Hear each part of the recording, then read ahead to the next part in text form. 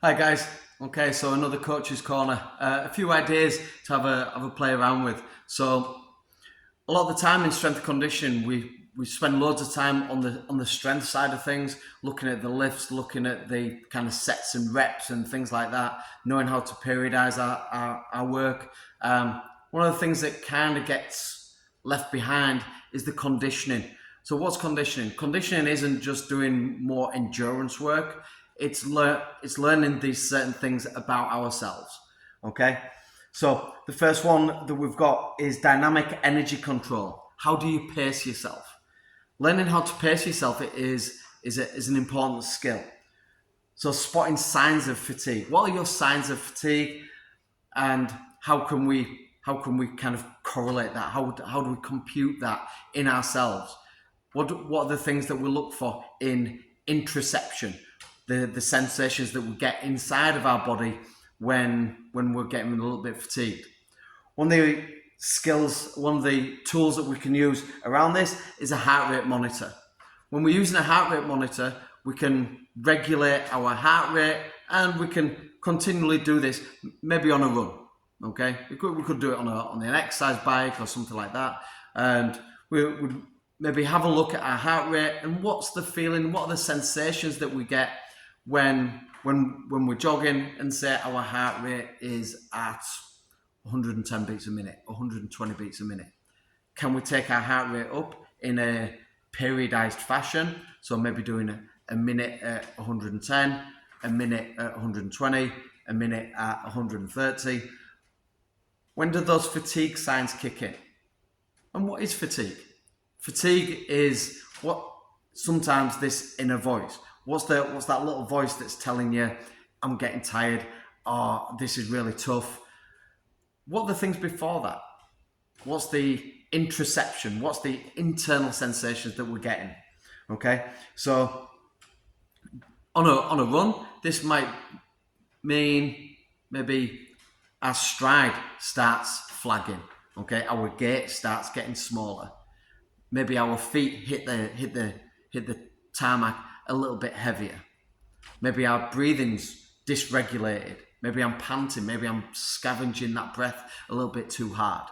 Okay, getting a list of this and understanding this, we get finer and finer control over this dynamic energy control. Second up, we've got recovery respiration. How do we breathe? Okay, now obviously we're breathing all day, every day, and it's something that's automatic. But making it into something that's conscious, we can be a little bit. We can start putting little pauses in. So cubic breathing. When we talk about cubic breathing, it could be 4 in, hold for 4, out for 4, holding empty, keeping the control of these holds. Okay. It could be down to spine alignment. One of the things that I do first thing on the morning is when I get out of bed, I'll flex my spine and make sure that my spine is flexing so that I've got the access to movement, and then my rib cage is going to move and my lungs are going to open up. This is when we can also talk about the phrenic nerve, your phrenic nerve control. Your phrenic nerve is responsible for your breathing patterns.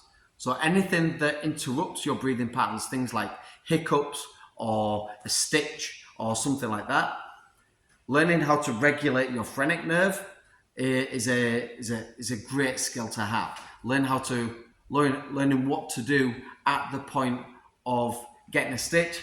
How do you handle it? And then lastly we've got fatigue motor control. So what keeps our form under stress?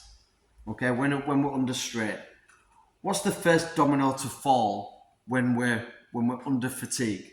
Okay, and this fatigue motor control, this is when we're going to get a little bit more uncoordinated. Our timing is maybe a little bit off.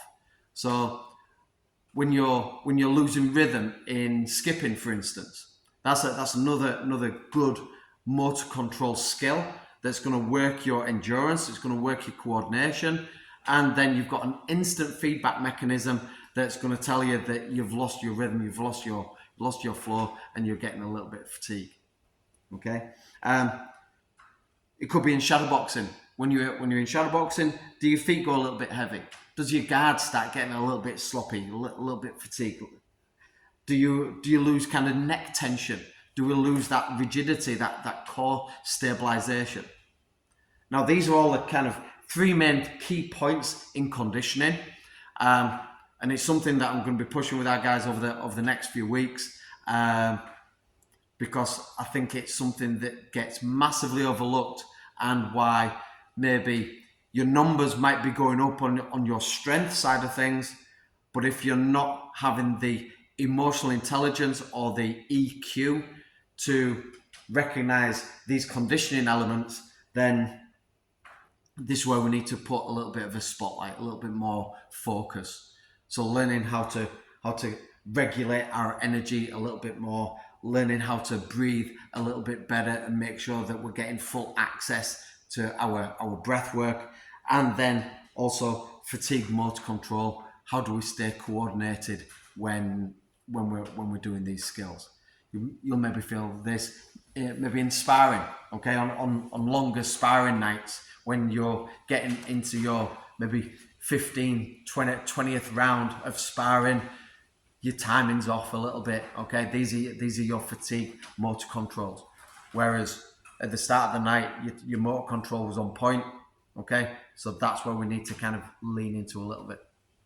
Hope this has been some great information. If you want to hit us up, come on down to classes. We can spend a little bit more time on this, and I can explain any of the questions. All right.